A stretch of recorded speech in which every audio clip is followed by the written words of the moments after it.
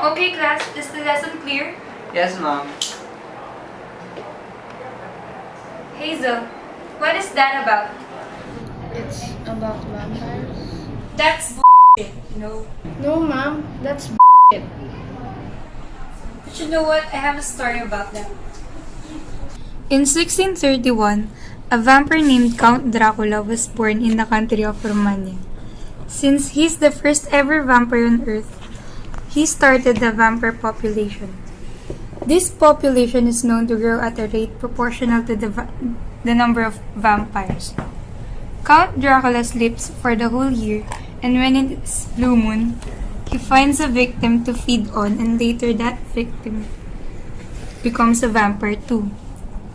On the year 1636, 12 people were vampires.